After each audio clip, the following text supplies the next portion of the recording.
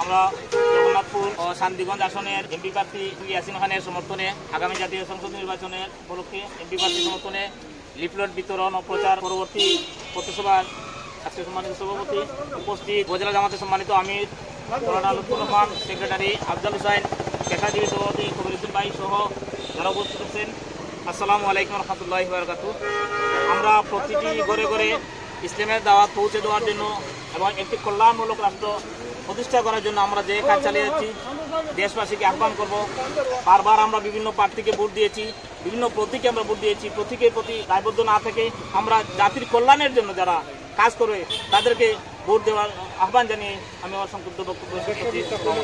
বাংলাদেশ জামাত ইসলামী মনোনীত সুনামগঞ্জ 3 জগন্নাথপুর শান্তিগঞ্জে এমপি পদপ্রার্থী জনাব অ্যাডভোকেট ইয়াসিন খান ভাইয়ের পক্ষে আজকের এই গণসংযোগ ও লিফলেট বিতরণে আমরা জগন্নাথপুর উপজেলার গুরুত্বপূর্ণ একটি স্পট হসপিটাল পয়েন্টে আমরা লিফলেট বিতরণ করেছি উপজেলা আমির সাহেবের নেতৃত্বে। আপনারা জানেন, দেশব্যাপী বাংলাদেশ জামাত ইসলামী 5 দফা দাবি আদায়ের লক্ষ্যে জনমত গঠন এবং আগামী নির্বাচনকে যাতে অবাধ সুষ্ঠু একটি নির্বাচন উপহার দিতে পারে, এই দাবিতে আমাদের দাবিগুলো হচ্ছে জুলাই সনদের ভিত্তিতে আগামী ফেব্রুয়ারিতে জাতীয় নির্বাচন সম্পন্ন করা, আগামী জাতীয় নির্বাচনে উভয় কক্ষে উচ্চকক্ষ এবং নিম্নকক্ষে যাতে পিআর পদ্ধতি সিস্টেম চালু করে নির্বাচন করা হয়।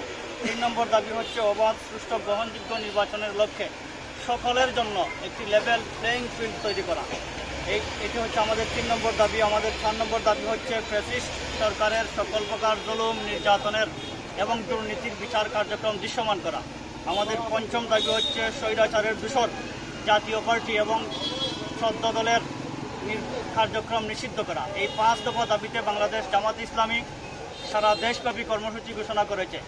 আমাদের এই দাবির সঙ্গে আলহামদুলিল্লাহ দেশের জনগণ একাত্মতা পোষণ করেছে। দেশব্যাপী জনমত তৈরি হচ্ছে।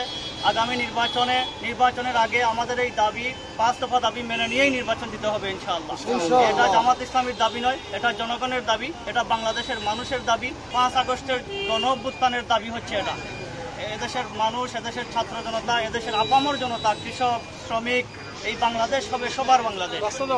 ইনশাআল্লাহ আগামী জাতীয় সংসদ নির্বাচনে অ্যাডভোকেট ইয়াসিন খান ভাইয়ের পক্ষে, দাঁড়িপাল্লার পক্ষে ব্যালট বিপ্লবের মাধ্যমে একটি গণজোয়ার সৃষ্টি হবে। আমরা জগন্নাথপুর উপজেলাবাসীকে অ্যাডভোকেট ইয়াসিন খান ভাইয়ের জন্য দোয়া এবং ভালোবাসার প্রত্যাশা রেখে আমি আমার কথা শেষ করছি। আসসালামু আলাইকুম।